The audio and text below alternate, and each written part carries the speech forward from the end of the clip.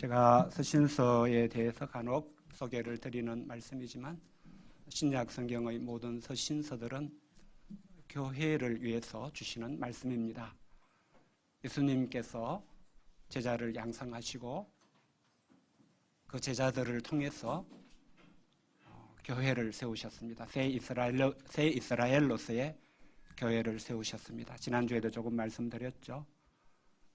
그런 교회가 함께 모여서 세상 속에서 하나님을 섬기고자 할 때에 여러 가지 사람들이 모인 곳에서 생길 수 있는 온갖 문제들이 생길 수밖에 없고 그 문제들을 돕는 내용이 바로 신약 성경의 서신서들입니다. 로마서도 본질은 로마 교회를 돕기 위해서 보내어진 하나님의 말씀이라고 할 수가 있습니다. 로마서를 통해서 주시는 하나님의 말씀을 이제 아는 만큼 교회는 문제들을 풀어나갈 수가 있게 되고, 모르는 만큼 문제를 만들고 문제 속에서 찢고 볶을 수밖에 없다는 것을 우리가 염두에 두면서 이제 로마서 말씀을 듣고 배우고 은혜 받을 수 있으면 좋겠습니다. 오늘 말씀은 당시 로마 교회 안에 있었던 구체적인 문제를 다루고 있습니다. 그 문제는 서로 다른 문화적인 배경을 가진 신자들이 함께 교회가 됨으로 겪게 된 문제였습니다. 그들은 음식에 대한 믿음이 서로 달랐고 중요하게 여기는 날이나 절기가 서로 달랐습니다.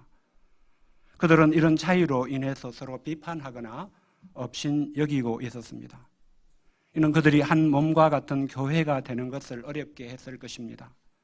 오늘 말씀은 이런 믿음의 차이로 인해 서로 갈등할 것이 아니라 서로 받아야 하는 이유가 무엇인지를 세 가지로 가르쳐 주시는 말씀입니다.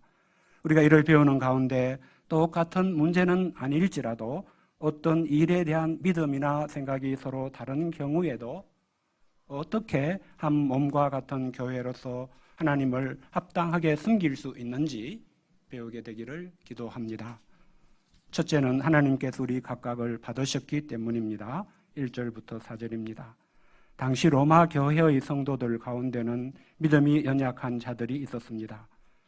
본문에서 믿음이 연약한 자란 하나님께 대한 믿음에서 어리거나 약한 사람을 말하지는 않습니다. 본문에서는 먹을 수 있는 음식이 무엇인가를 두고 모든 것을 먹을 만한 믿음이 있는 사람들이 채소만 먹는 사람들을 가리킬 때 부르는 명칭이었습니다. 모든 것을 먹을 만한 믿음이 있는 사람은 주로 이방인 출신 신자들이었을 것입니다. 그들은 본래 율법이 없었기 때문에 가리는 음식이 처음부터 별로 없었을 것입니다. 이런 그들은 예수님을 믿게 된 후에도 당연히 음식을 가리지 않고 다 먹었을 것입니다. 그러면서 예수님께서 입으로 들어가는 음식이 사람을 더럽게 하는 것이 아니라 속에서 나오는 죄가 사람을 더럽게 한다고 하신 말씀을 배울 때에 음식에 대한 그들의 믿음은 더욱더 확고해졌을 것입니다.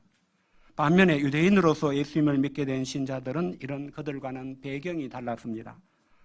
유대인들은 로마라는 이방인 사회에 살면서 어쩔 수 없이 채소만 먹게 되었습니다.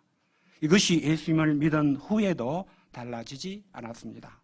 이로 인해 모든 것을 다 먹을 수 있는 이방인 신자들로부터 믿음이 약한 자라는 말도 듣게 되었습니다.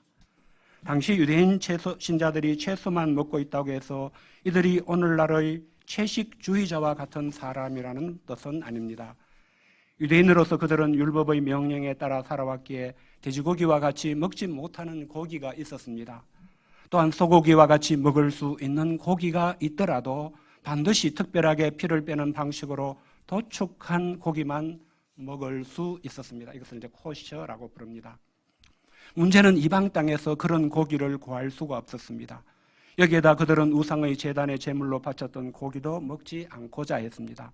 결국 그들은 로마라는 이방 사회에 살면서도 하나님 앞에서 자신을 거룩하게 세우기 위하여 시장에서 파는 고기를 사 먹지 않게 되고 채소만 먹게 되었던 것으로 보입니다. 이런 그들의 음식 문화는 예수님을 믿은 후라고 해서 달라지지 않았을 것입니다. 그런데 유대인 출신의 신자들이 이방인 출신의 신자들과 함께 교회를 이루게 되면서 음식에 대한 이런 믿음의 차이가 문제가 되었습니다. 이런 차이가 있더라도 각각 자기 집에서 음식을 먹을 때는 아무 문제가 되지 않습니다. 그런데 초대교회는 주일에 예배를 드리며 애찬이라는 공동 식사를 하고 그 식사 중에 성만찬도 하였습니다. 이때 문제가 생겼습니다. 음식에 대한 믿음의 차이는 함께 먹을 음식의 메뉴를 정하고 준비하는 데서부터 문제가 되었을 것입니다. 이때마다 모든 것을 먹을 만한 믿음이 있는 사람들은 그렇지 못한 사람들로 인해 불편함을 느끼게 될 수밖에 없을 것입니다. 그래서 그들은 예수님을 믿었으면 이제 음식을 가리지 말고 다 먹어야 하는 것이 아니냐 하며 채소만 먹는 사람들을 믿음이 약한 자라며 은근히 업신 여겼습니다. 반면에 채소만 먹는 사람들은 모든 것을 다 먹는 사람들을 두고 하나님을 경건하게 숨기는 것이 뭔지 모르는 야만인 출신, 근본이 없는 자들이라고 아마 비판하였을 것입니다.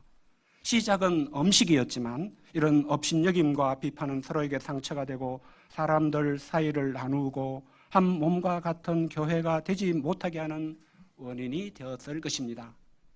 그러나 이는 실은 무엇을 모르기 때문에 생기는 문제였습니까?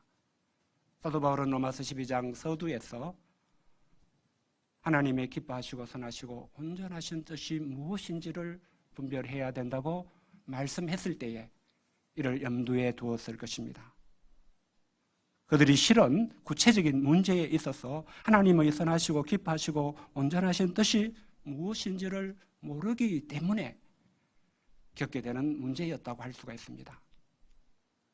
하나님의 뜻을 잘 알았다면 그렇게 하지 않아도 되는데 하나님의 뜻보다는 자기의 주관적인 판단과 생각이 더 우선되었기 때문에 생기는 문제들이었다는 것을 알 수 있습니다. 오늘 본문 3절은 이 문제에 대해 주시는 하나님의 말씀입니다. 우리가 같이 읽어보겠습니다. 3절 시작. 먹는 자는 먹지 않는 자를 업신여기지 말고 먹지 않는 자는 먹는 자를 비판하지 말라. 이는 하나님이 그를 받으셨습니다. 이 말씀을 통해 신자들은 이런 음식과 같은 어떤 것들에 대한 믿음에서는 각 사람이 믿음이 다를 수 있으며 믿음이 다른 것이 문제가 아니며 하나님께 전혀 문제가 되지 않는다는 것을 배울 수 있습니다. 하나님은 음식에 대한 믿음이 다른 각 사람을 다 하나님의 백성으로 받으셨기 때문입니다. 그러므로 하나님의 뜻은 먹는 자는 먹지 않는 자를 업신여기지 말아야 하고 먹지 않는 자는 먹는 자를 비판하지 말아야 한다는 것입니다. 그럼에도 업신여기거나 비판하는 사람은 어떤 사람이 되는 것입니까? 하나님보다 자기가 더 위에 있다고, 자기가 하나님보다 더 높은 사람이라고 하는 실은 무서운 죄를 짓는 것이 되는 것입니다. 이는 4절 말씀에서 알 수 있습니다. 남의 하인을 비판하는 너는 누구냐? 그가 서 있는 것이나 넘어지는 것이 자기 주인에게 있음에 그가 세움을 받으리니 이는 그를 세우시는 권능이 주께 있습니다. 남의 하인을 비판하는 사람이란 오늘날의 표현을 하면 주제 넘은 사람, 제 분수를 모르는 사람점을 가리키는 그 시대의 관용적 표현입니다. 쉽게 말하면 로마 시대에 그런 사람에게 내 주제 파악 좀 해라고 하는 말이 남의 하인을 비판하는 너는 누구냐? 이런 말이었다는 뜻입니다. 남의 하인은 한마디로 내게는 어떻게 할 수 있는 아무 권한이 없는 사람입니다.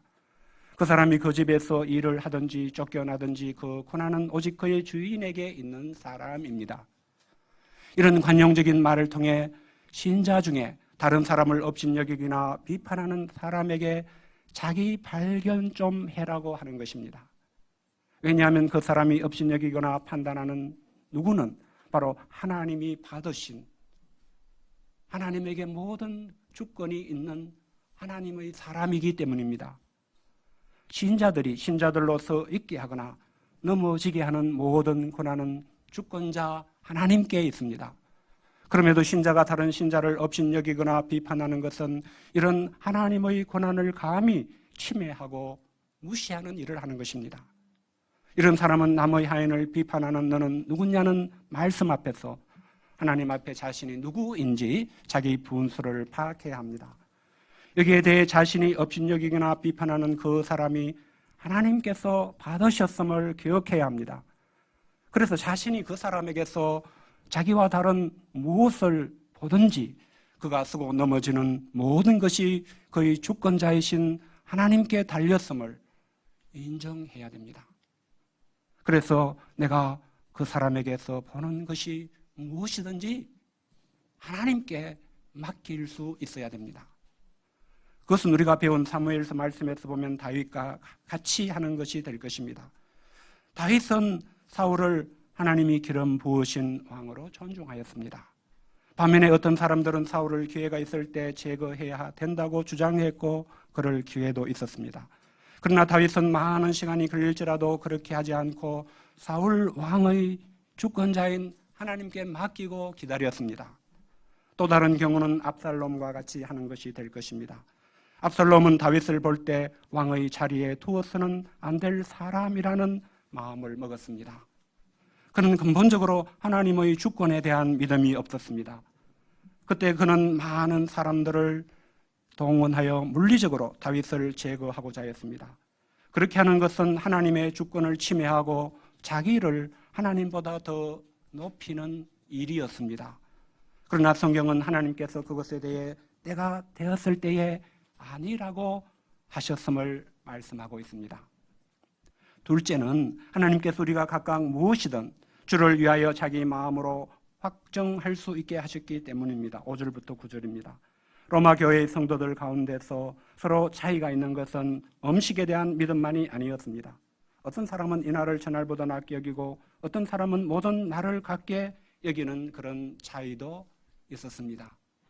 이 외에도 계속 찾아보면 서로 차이가 있는 것들은 많이 있을 것입니다.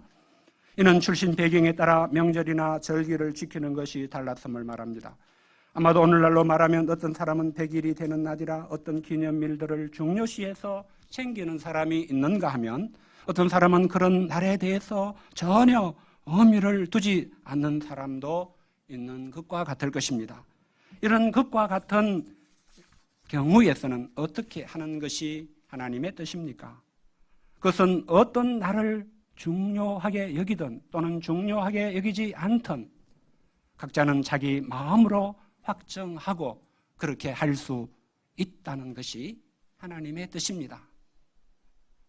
내 백성은 모든 날을 다 똑같이 여겨야 돼. 모든 날을 어떤 사람이 중시하는 그 날을 모든 사람이 다 중시해야 돼. 하나님 이렇게 하지 않으신다는 뜻입니다. 이는 우리가 하나님을 섬기는 것과 상관이 없는 일에 대해 하는 말씀은 아님을 기억해야 됩니다. 이는 이제는 예수님을 믿고 성도가 된 사람들로서 무엇을 하든지 주를 위하여 하는 일에 관계되는 말씀입니다.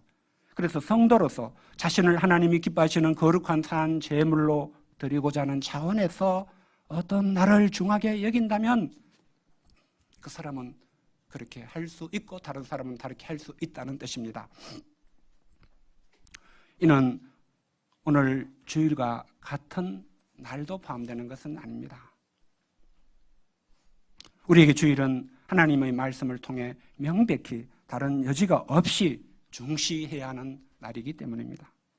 그러나 다른 날들에 대해서 어떤 날을 하나님 앞에서 하나님을 위하여 중요시 여긴다면 그렇게 할 수 있습니다. 어떤 사람에게 그 날은 주를 위하여 자신을 쉬게 하는 날이 될 수도 있을 것입니다. 그 날을 다른 사람이 침해하면 안 됩니다. 어떤 사람에게 그 날은 주를 위하여 사랑하는 누군가를 숨기고자 하는 날이 될 수도 있을 것입니다. 그런 날을 마음으로 정하여 그렇게 하는 것을 다른 사람이 뭐라고 해서는 안 된다는 뜻입니다. 이는 어떤 음식을 먹는 것에도 마찬가지 원리를 적용할 수 있습니다. 그 사람이 성도라는 것을 전제로 하면 어떤 음식을 먹는 사람도 주를 위하여 먹는 것입니다. 어떤 음식을 먹지 않는 사람도 주를 위하여 먹지 않는 것입니다. 주를 위하여 이렇게도 하고 저렇게도 한다는 것을 볼 수 있는 안목, 시야가 필요합니다. 이는 각 사람이 어떤 음식을 먹을 때나 먹지 않을 때나 하나님께 감사하는 것을 통해서 저 사람이 먹든지 먹지 않든지 주를 위해서 하고 있구나 알 수 있기 때문입니다. 7, 8절은 이를 두고 우리 중에 누구든지 자기를 위하여 사는 자가 없고 자기를 위하여 죽는 자도 없도다. 우리가 살아도 주를 위하여 살고 죽어도 주를 위하여 죽느니 그러므로 사나 죽으나 우리가 주의 것이로다라고 말씀합니다. 로마서가 쓰여질 당시에 예수님을 믿는다는 것, 성도로서 하나님을 숨기는 신앙생활을 한다는 것은 근본적으로 자기를 위하여 살지 않는 것을 뜻했습니다. 주를 위하여 살고 주를 위하여 죽는 삶을 사는 것을 뜻했습니다. 이는 오늘날 기독교 문화에서 쉽게 이해하기 어려울 수도 있을 것입니다. 오늘날은 기독교 신앙을 가지는 것이 정말 자신의 인생 전부를 걸어야 하는 것으로 여기는 시대는 아닌 것으로 보이기 때문입니다. 많은 사람에게 기독교 신앙은 자기 인생의 완성을 위한 여러 가지 중에서 하나의 액세서리와 같은 것으로 여기고 있는 것은 아닌가 하는 의심이 들 때가 있습니다. 정말 저 사람이 예수 믿는 것을, 하나님을 섬기는 것을 내 삶의 전부로 여기는 사람이 맞는가 싶을 때가 있다는 뜻입니다.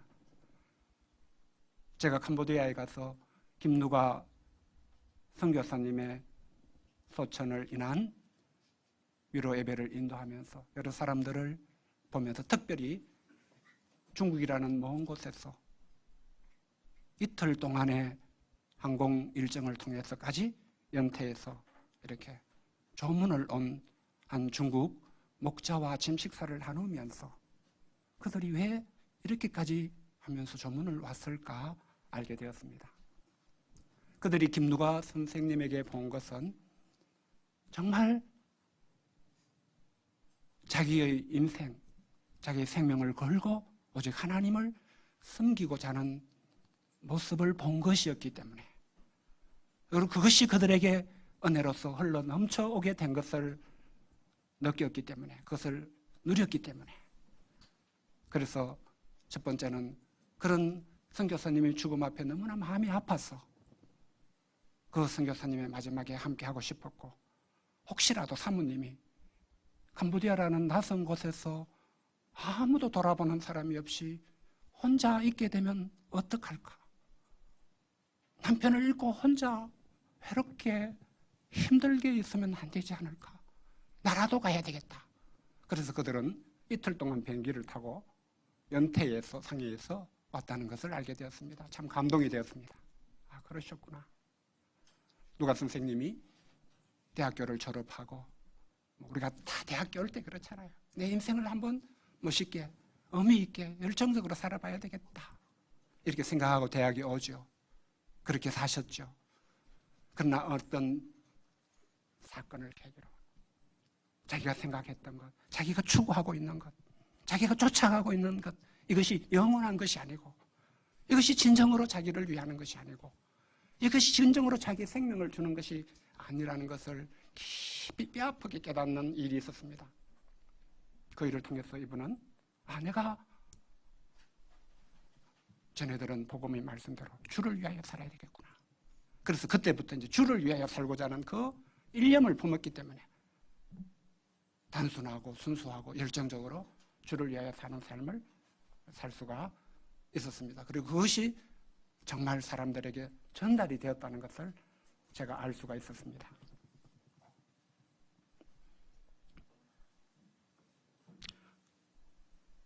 이런 분명한 인생의 전환이 없으면 우리는 기독교 신앙생활을 하면서도 없는 것보다는 나은 것, 안 하는 것보다는 나은 것, 안 믿는 것보다는 나은 것 정도로 내게 중요하고 내게 필요하고 내게 의미 있는 많은 것들 중에서 하나 정도로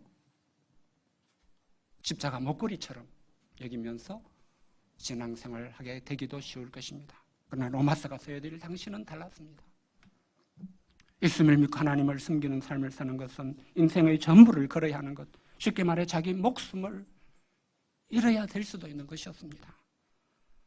이는 오늘날로 치면 전쟁터에 나가는 것과 같습니다. 러시아 우크라이나 전쟁과 같은 전쟁이 벌어진 가운데 그 전쟁터에 나가 군인으로 싸우는 사람이 되는 것은 생명을 걸어야 하는 일입니다. 죽을 수도 있는 일이지 않습니까? 국가와 가족을 지키기 위해서 자기 목숨을 걸고 싸우는 그 사람들의 입장에서 생각해 보면 그들 사이에 있는 사소한 차이들은 업신여기거나 비판해야 될 것이 될 수는 없을 것입니다. 우리가 함께 목숨을 걸고 언제 죽을지 모르는 삶의 현장에서 서로의 목숨을 지키면서 싸우고 있는데 이 작은 차이들이 큰 의미를 가질 수가 없게 될 것입니다. 어떤 음식을 먹든지 먹지 않든지 그들은 그 더 큰 대의를 위하여 자기 목숨을 걸고 싸우고 있는 전우임을 알기 때문입니다. 이것이 바로 함께 교회가 된 성도들이 서로의 차이를 볼 때에 볼 수 있어야 하는 점이라고 하는 것을 오늘 말씀이 우리에게 이야기하는 것입니다. 각 사람이 무엇을 하든지 살든지 죽든지 주를 위하여 하는 가운데 그렇게 하는 것임을 알기에 그것은 업신여기거나 비판해야 될 차이가 될 수 없다는 것입니다. 그것은 주를 위하여 그렇게도 할 수 있는 특별한 것이 되고 존중을 받고 응원과 격려를 기도를 받아야 하는 것일 뿐임을 알기 때문입니다.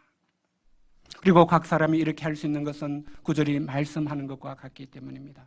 바로 이를 위하여 우리 주 예수 그리스도께서 죽었다가 다시 살아나셨으며 이를 통해 죽은 자와 산 자의 주가 되려 하셨기 때문입니다. 다시 말해 주 예수님은 우리가 각각 이런 차이를 가졌음에도 하나님을 섬기며 살 수 있게 하고자 하셔서 죽기까지 하셨고 다시 살아나셔서 우리의 주 하나님이 되셨기 때문입니다. 그러므로 우리는 이런 두 번째 이유에서 배운 바를 이해하는 가운데 서로를 받을 수 있어야 되겠습니다. 우리 각자가 무엇을 하든지 주를 위하여 하는 것인 한 우리는 각각 마음으로 확정하고 그렇게 할 수 있으며 서로가 그렇게 하는 것을 알아주고 인정해주고 기도해주고 지지해줄 수 있어야 하겠습니다. 그렇게 하는 것이 내게 그리스도 예수님께서 주 되심과 같이 다른 동역자들에게도 그리스도 예수님께서 주가 되심을 인정하는 것이 되는 것입니다. 나한테는 예수님이 주가 되시는데 너한테는 내가 주야 이렇게 하는 것은 아니라는 뜻입니다. 이것을 아는 사람에게는 중요한 것이 이것이 될 것입니다. 바로 자신에게 있어서 예수님을 주로 높이는 일이라고 스스로 마음에 믿는 일을 하는 그것이 나에게는 중요한 일이 될 것입니다. 그리고 그 일을 우리 몸의 지체 중의 하나가 맡은 역할을 하듯이 교회의 지체가 되어 묵묵히 잘 감당하는 것이 될 것입니다. 그것은 다 똑같은 일이 되지 않을 것입니다. 우리 몸의 모든 세포가 하는 일이 다 똑같지 않듯이 굉장히 다양할 수 있을 것입니다. 보이는 자리에도 있고 보이지 않는 자리에도 있을 것입니다. 그러나 그것이 무엇이든지 우리 각자가 주를 위하여 나의 주님을 높이기 위하여 내 마음에 확정한 일을 하기 시작할 때에 하나님 우리를 쓰셔서 하나님의 선한 뜻이 이루어지게 하실 것입니다. 우리가 어떤 규모로 모였든지 몸된 예수 그리스도의 교회가 되어서 하나님을 섬길 수 있게 해주실 것입니다. 우리가 고린도전서 12장에서 말씀해 주신 대로 몸된 교회의 지체로서 모든 필요한 역할을 하는 사람들이 다 되는 가운데 건강한 교회를 세우고 하나님이 뜻하신 일을 더 잘 섬길 수 있게 되기를 기도합니다. 셋째는 하나님께서 우리 각 사람을 심판하실 것이기 때문입니다. 10절부터 12절입니다. 마지막으로 우리가 함께 교회된 다른 사람을 받아야 하는 이유는 우리가 다 하나님의 심판대 앞에 서게 될 것이기 때문입니다. 10절은 이를 말씀하고 있습니다. 네가 어찌하여 네 형제를 비판하느냐? 어찌하여 네 형제를 업신여기느냐? 우리가 다 하나님의 심판대 앞에 서리라. 이는 하나님께서 구약성경 이사야 45장 23절에서 이미 말씀하신 것입니다. 하나님께서는 내가 살았노니 모든 무릎이 내게 꿇을 것이요 모든 혀가 하나님께 자백하리라 하셨습니다. 하나님의 이런 말씀대로 우리는 다 하나님의 심판대 앞에 설 것이며 우리는 각각 자기 일을 하나님께 직고하게 될 것입니다. 이는 우리가 다른 누구를 심판할 수 있는 것이 아니며 다른 누구도 나를 심판할 수 있는 것이 아님을 말씀하는 것입니다. 내가 심판하고 있는 누구이든지 나를 심판하고 있는 누구이든지 실은 서로에게 그렇게 할 수 있는 권능이 없다는 뜻입니다. 그런 권능이 있는 분은 오직 하나님 한 분이십니다. 우리는 다 하나님이 심판하실 사람들에 지나지 않습니다. 우리가 12장 19절에서 배운 것인 원수 갚는 것만이 하나님께 권한이 있는 것이 아닙니다. 심판 자체가 하나님의 권한에 있습니다. 그래서 하나님은 마지막 날에 모든 사람이 하나님의 심판대 앞에 서게 하시고 모든 혀가 자백하게 하시고 그에 대한 심판을 내리시게 될 것입니다. 그때 우리도 각각 하나님의 심판대 앞에 서서 자기 일을 직고하게 될 것입니다. 우리 중에 아무도 남의 일을 직고하게 되지 않을 것입니다. 우리는 오직 내 일을 직고하게 될 것입니다. 오늘 말씀에서 보면 자기 일은 무엇이 되겠습니까? 그것은 우리가 주를 위하여 각각 자신의 마음에 확정하고 한 일이 무엇이었는가가 될 것입니다. 나는 하나님의 자비하심으로 구원을 얻은 성도로서 내가 어떻게 하는 것이 우리 주 예수님을 높이고 우리 하나님께 영광을 돌리는 일이 될 것인가? 기도하고 마음에 확정하고 그 일을 중요시하고 그 일을 평생에 묵묵히 감당한 그것을 우리는 다 하나님께 말씀드리게 될 것입니다. 우리가 관심을 써야 되는 것은 그런 것입니다. 우리가 하나님 심판대 앞에 쓸 때를 위하여 중요한 것은 그런 자기 일을 잘하는 것입니다. 그렇기 때문에 오늘 본문에서는 다른 사람의 일을 판단하는 것은 아무 의미가 없는 일이 될 것이라는 뜻을 말씀한 것을 알 수 있습니다. 우리는 오늘 말씀을 통해서 로마 교회에서와 같이 교회가 된 사람들이 서로에게 있는 어떤 것에 대한 믿음이나 차이 때문에 누군가를 업신여기거나 비판하는 일을 하게 되는 것은 무엇 때문인지를 배울 수 있습니다. 그것은 사실 하나님의 뜻을 잘 알지 못해서 생기는 문제입니다. 로마서가 어렵다고 이런 것을 자세하게 배우지 않고 덮어버리면 이 문제에서 우리가 벗어날 수가 없게 된다는 뜻입니다. 하나님께서는 그런 차이와 상관없이 각 사람을 받으셨습니다. 하나님께서는 각 사람이 주를 위하여 하려는 일이라면 각각 마음에 정한 대로 할 수 있게 하셨습니다. 만물을 다양하게 창조하셨듯이 다양한 하나님의 백성들이 다양한 모습으로 주를 위하여 하나님을 섬길 수 있게 해주셨습니다. 그렇지 않으셨다면 하나님은 우리를 구원하신 후 우리 모두를 수술대로 데리고 가셔서 우리의 머리에 로봇처럼 동일하게 움직이고 행하도록 칩을 하나씩 바꿔 끼워주셨을 것입니다.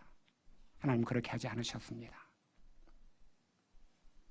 예수님께서 죽으시고 부활하신 은혜 안에서 12 제자가 상징하듯이 다양한 차이가 있는 사람들이 오직 주 예수님을 위하여 각각 마음에 정한 대로 주를 섬길 수 있게 하셨습니다. 캄보디아에는 대한민국에서 선교사를 파송한 단일 국가 중에 제일 많은 선교사가 있는 나라라고 들었습니다. 1000명 이상의 선교사님들이 캄보디아에서 활동하고 있습니다. 마지막 날 공항으로 가는 길에 요셉 선교사가 제게 커피를 사주면서 이 커피를 판매하는 분은 선교사님이시다. 그분은 커피 사업을 하시면서 자립을 하시는데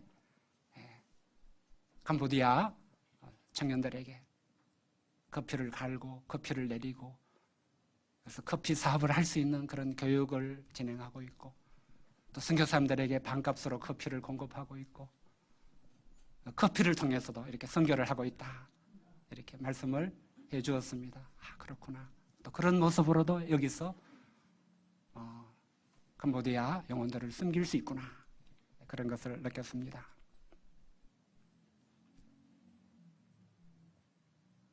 또한 하나님께서는 심판은 오직 하나님의 권한에 있다는 거 잊지 마라 이렇게 말씀하셨습니다. 우리는 교회에서 다른 사람을 볼 때 하나님이 받으신 사람, 예수님께서 위하여 죽으신 사람으로 보고 겸손히 받을 수 있기를 기도합니다. 하나님보다 자기를 높이는 어떤 일을 하는 교만하고 어리석은 사람이 되지 않을 수 있기를 바랍니다. 그보다는 우리 각각의 마음에서 주를 위하여 확정한 일을 묵묵히 감당함으로 우리 자신을 하나님이 기뻐하시는 거룩한 산 제물로 드리는 성도, 하나님을 합당하게 섬기는 한 사람이 참된 성도로 자리할 수 있기를 기도합니다. 요절 말씀 읽고 기도하겠습니다. 10절입니다. 예, 시작.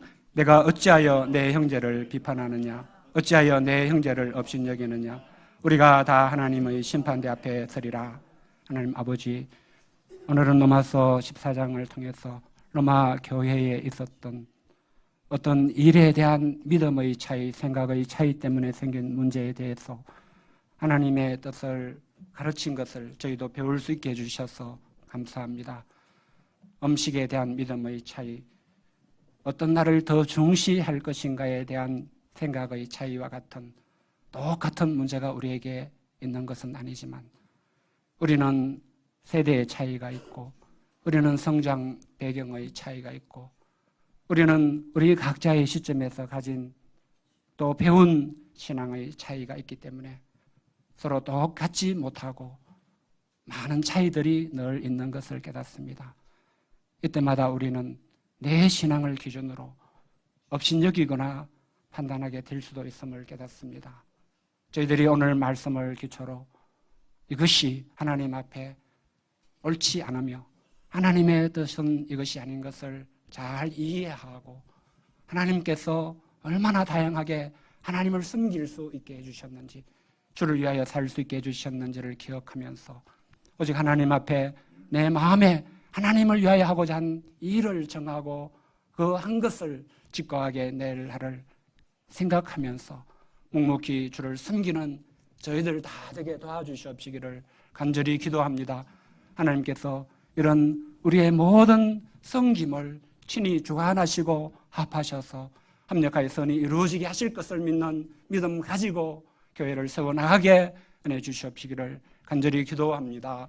예수님의 이름으로 기도하였습니다. 아멘.